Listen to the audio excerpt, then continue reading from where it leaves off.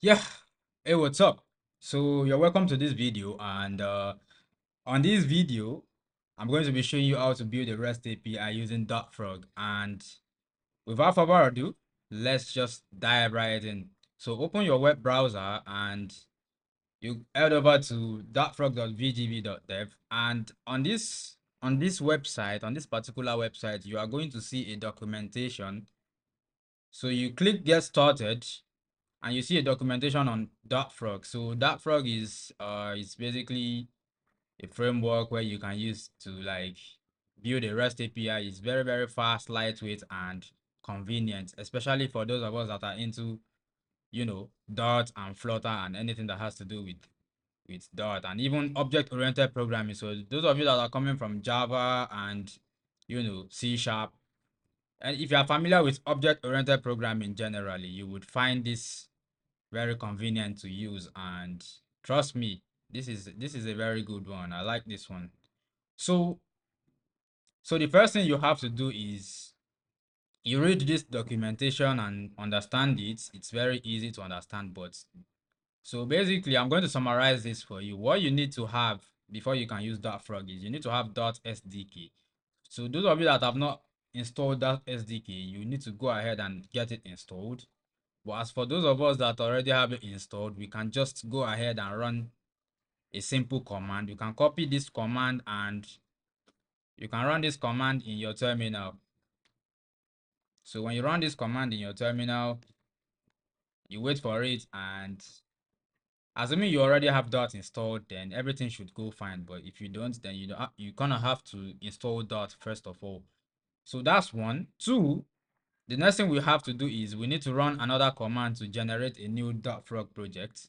So we run this command, and so DartFrog creates, and we will just like, you can remove the name and you can name your project anything you want. So for this video, I'm going to be using I'm going to be using docs backend as the name of my project. So I'm trying to build a docs backend. So you run this command and you wait, and before you know it, the work is done. So the next thing you have to do is you need to open your project in your IDE. Yeah, you open your project in your IDE, and as for me, I'm going to be using Android Studio. So you can open this project on, you can open it on VS Code if you want, but for me, I'm using Android Studio. I'm not using VS Code for this video. So you can use VS Code if you want to, like, no problem, no issues. So the next thing you are going to see is, you will see when you open the project in your IDE, you would basically see a bunch of folders. So those of you that are not familiar with Dart, this is going to look strange, but let me just summarize it. So readme.md is just a file that has information about the author of the project and some other stuff, maybe how to get the project running, and how to configure your environment variables and whatnot. Pubspec.yaml is a YAML file that contains all the references to the dependencies of our project, especially anything that has to do with plugin, assets, images, and etc. Pubspec.log, when you install all the plugins, it would basically have the version information and the GitHub URL and commit hash of that particular plugin that you installed. So this one is going to be like, for those of you that came from JavaScript, this is like package JSON.log or something like that. So analysis YAML has a bunch of linked rules that basically gives you warning in your IDE whenever you're writing some code that goes against the rule. Maybe you are missing some semicolon somewhere, or you are missing some some inverted commas or something like that, some trailing commas, and even something that has to do with, if you are using single quotes or double quotes instead of, if you are using double quotes instead of single quotes, or single quotes instead of double quotes, it's going to give you some warning, and it's going to try as much as possible to like give you some hints on how to write better looking code generally. Git ignore, we all know what git ignore is. If you don't want a file to push to GitHub, you write it here. And yeah, test. We're not going to do anything on test right now.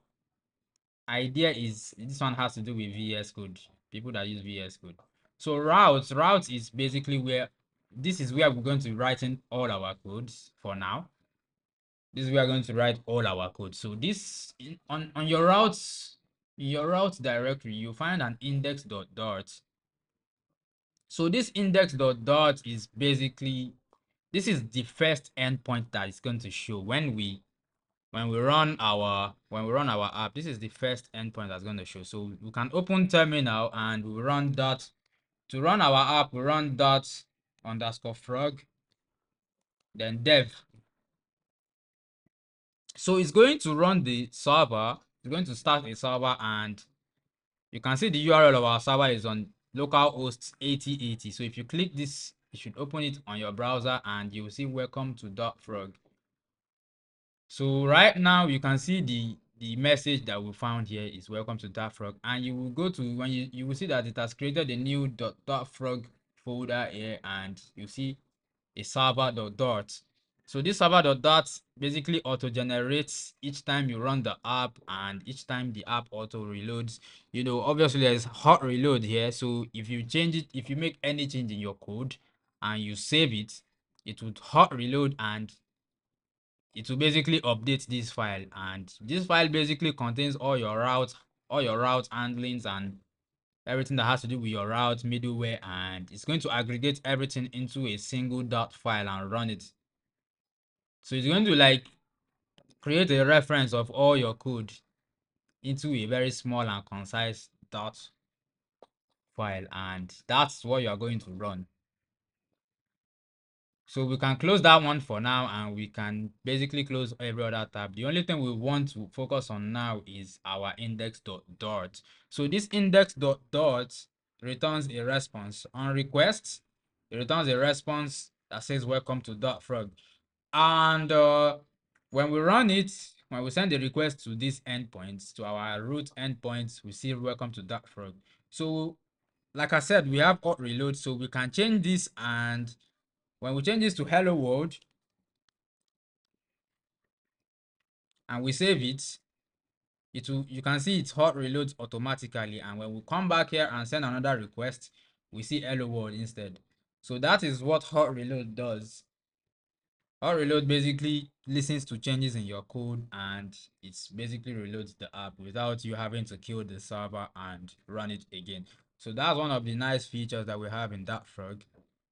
So now what do we want to do now? The name of our project is dogs backend, right? So we want to create a new route called dogs, right? So to do that, actually we want to create a new route called /API/dogs. Although you can just use dogs only, but I want it to be /API/dogs. So in this routes folder, if you go to the documentation, actually there is some documentation on routes. So if you go to basics and go to routes, you will see there's a command here that you can use to create a new route. But then let's not use command. Let us create it manually, because I want you to understand how the whole thing works.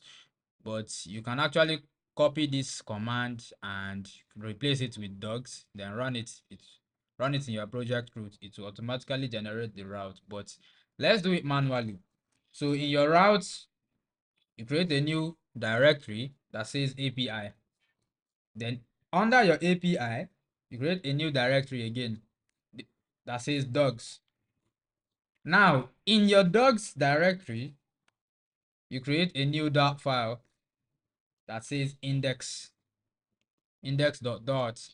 So now this index.dart, we are going to implement index.dart. To do that, we can just copy the code as here, or you can even type it out if you want. You can copy the code as here, and you can paste it in your index, and you will return a response that says this is Doug's endpoint. Okay, so we can So when you press Control S or Command S on Mac to save, it would auto reload, and you can go back to your browser and you change to the docs endpoint. As you can see the response, this is docs endpoint.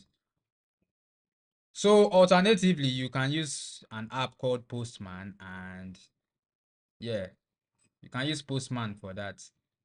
So you can ignore what was here before. I was working on another project before, but so basically when you go to your local host API docs, then you can see endpoints. This is the docs endpoint.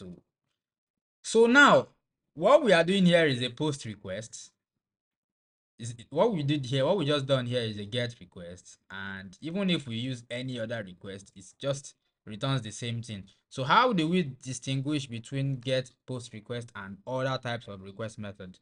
So this is what we do. We would, on requests, we would create a variable that's a final variable called requests. What's wrong with my keyboard?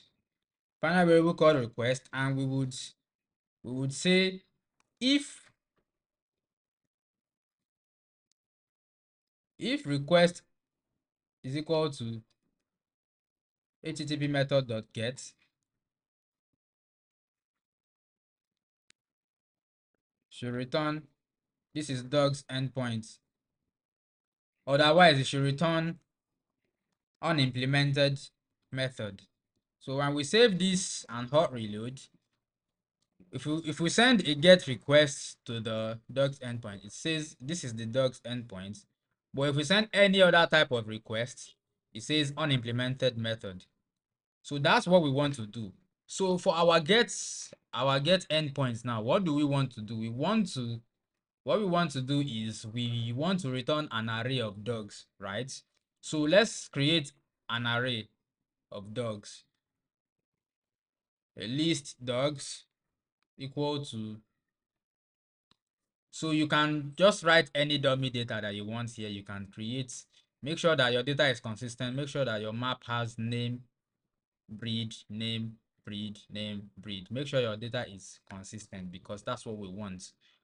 Consistency. And obviously we are going to return this as a JSON.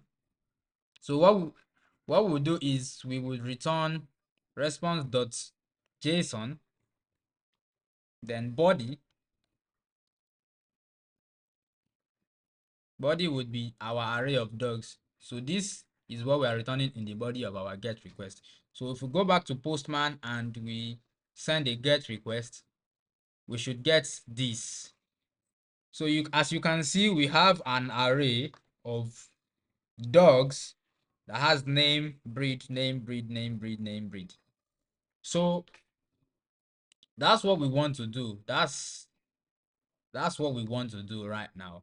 But in an ideal situation, I mean, if it was in a real world situation, we would not add code our dogs into this part of our app. We would not add code our data in our app. We would have a data source. We would have a source of data outside of our API, outside of our REST API, which is going to be a database. So what we would be doing is that we will have a database that has our dogs, and we'll be fetching all our dogs from the database, and we can send post requests to add more dogs to the list. So we'll be sending post and get requests to our REST API, and our REST API will be fetching the data from our database.